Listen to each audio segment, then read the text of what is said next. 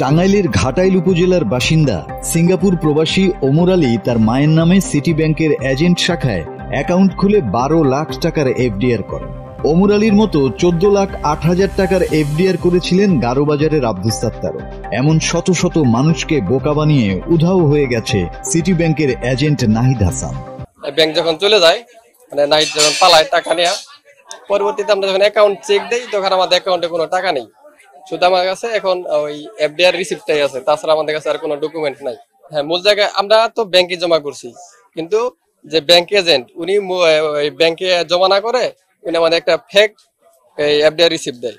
Fake FDR receipt দিয়ে আমাদের টাকাটা রেখে আমার রিসিপ্টটা হাতে ধরিয়ে দেয়, কিন্তু আমরা তো ওটা বুঝতে পারি নাই।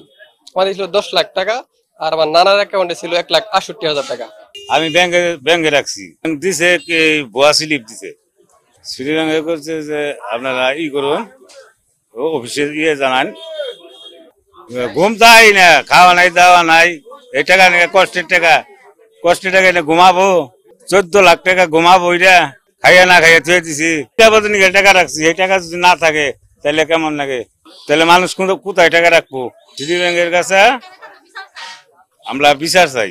ঘাটাইলের গারোবাজার ব্যবসা বাণিজ্যের দিক থেকে অনেকটাই উন্নত।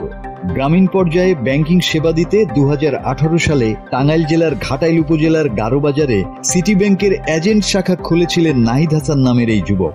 নাহিদ উপজেলার লক্ষিন্দর ইউনিয়নের সিংহচালা গ্রামের আব্দুস সামাদের ছেলে। এলাকায় পরিচিত ছিলেন নম্র ভদ্র ছেলে হিসেবে।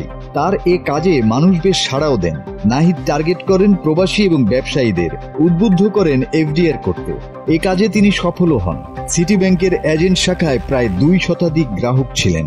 ব্যাংকে লাখে 800 করে লাভ দিবার চাইছে, অ্যাকাউন্টে থুইছি মেয়াদি হিসাবে। আমি এই টাকাটা মনে করি যে আমার ডিবিএস করছিলাম, এই ডিবিএস ওটা আছে 7,000, আর টাকা নাই। কাগজ দিচ্ছে যে সেগুলো বুয়া বলে গেছে।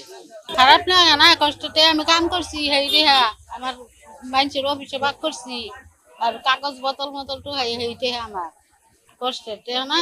তারপর আমার শ্বশুর টাকা রাখছিল 14 লাখ প্লাস আর কি। সে একাধিক দিন টাকা জমা রাখছে, জমার স্লিপ দেয় নাই, কিছু স্লিপ দিছে বুয়া, আর বাদ বাকি স্লিপ গুলা বলছে যে প্রিন্টার সমস্যা, যে এখন না চাচা পরে দিব, এভাবে তার চোখের সামনে থেকে সরাইছে বিভিন্ন সময় বিভিন্ন কথা বললা। ওর কার্যক্রম হলো দোতলা, নিচতলা বসে সে তার ব্যাংক পরিচালনা করছে। এটাও এই বিষয় নিয়ে আমরা কথা বলছি। আপনার তো আমাদের ব্যাংক তো দোতলা, আপনার নিচতলায় কেন লেনদেন করছেন?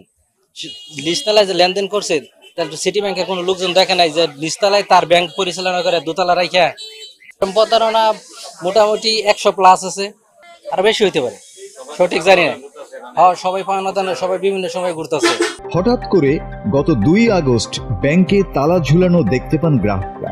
তারা ভাবেন কোনো কারণে হয়তো ব্যাংক বন্ধ, কিন্তু 4 দিন বন্ধ থাকার পর গত 6 আগস্ট গ্রাহকরা নিশ্চিত হন টাকা নিয়ে পালিয়েছে নাহিদ। শত শত মানুষকে বোকা বানিয়ে উধাও হয়ে গেছে এজেন্ট। কষ্টের জমানো টাকা খুইয়ে পাগলপাড়া গ্রাহকরা নাহিদের বাড়িতে গিয়ে পরিবারের কাউকে না পেয়ে অনেকেই বাড়ির আসবাবপত্র যা পেয়েছে তাই নিয়ে যায়। বর্তমানে হতাশায় দিন কাটছে ভুক্তভোগীদের। আমার তো মুরব্বী মানুষ, বোঝে না কিছু না, মনে হয় এনে রেখে গেছে নিরাপত্তার জন্য। কি করছে সমস্যা নাই, নিজের মানুষ দেখে রেখে গেছে, রেখে গেলে এই যে পলাতন, এর কোনো খোঁজ খবর নাই। আমার আত্মীয় হতো, মানে আমার বোনের জামাই, উকিল বোনের জামাই, উনি আমার কাছ থেকে মানে সিটি ব্যাংক পরিচালনা করার জন্য টোটাল 13 লাখ টাকা নিছে। সে আমার কাছে 300 টাকার দামের স্ট্যাম্পে সিগনেচার দিছে, প্লাস হলো 2টা চেক দিছে, আর সব টোটাল যাবতীয় যা কিছু লাগে সব আমাকে দিছে। কিন্তু এই কিছুদিন আগে উনি এই সবার টাকা, আরো অনেকের টাকা আত্মসাৎ করে পালিয়েছে।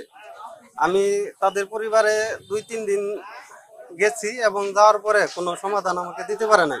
সিটি ব্যাংকের এজেন্ট প্রতারক নাহিদ হাসান পলাতক থাকায় তার বক্তব্য নেওয়া সম্ভব হয়নি। তার বাড়িতে গিয়েও কাউকে পাওয়া যায়নি। এই বিষয়ে একটি লিখিত অভিযোগ দায়ের হলেও এখনো আসামিকে গ্রেপ্তার করতে পারেনি পুলিশ। তবে দ্রুত আসামি গ্রেপ্তারের প্রয়োজনীয় ব্যবস্থা নেওয়ার আশ্বাস দিয়েছেন টাঙ্গাইল পুলিশ সুপার। কোনো ঘটনায় টাঙ্গাইল জেলা পুলিশ সবসময় চেষ্টা করি ঘটনা দ্রুততম সময়ের ভিতরে টাঙ্গাইল জেলা পুলিশের থানা পর্যায়ের সদস্য, কখনো গোয়েন্দা শাখার টিম তাৎক্ষণিকভাবে ঘটনাস্থলে পৌঁছে এবং যথাযথ ব্যবস্থা গ্রহণ করার। এখানে আমরা সর্বোচ্চ চেষ্টা করে যাচ্ছি এবং আমাদের থানা পুলিশ এবং গোয়েন্দা টিমগুলো কাজ করছে। আশা রাখি খুব অল্প সময়ের ভিতরে আসামি গ্রেপ্তার সহ প্রয়োজনীয় মালামাল সহ অন্যান্য বিষয়গুলো যেগুলো এখানে লুণ্ঠিত হয়েছে সেই বিষয়গুলো রিকভারি হবে এবং আসামিদেরকে আইনানুগ ব্যবস্থা গ্রহণ করা হবে।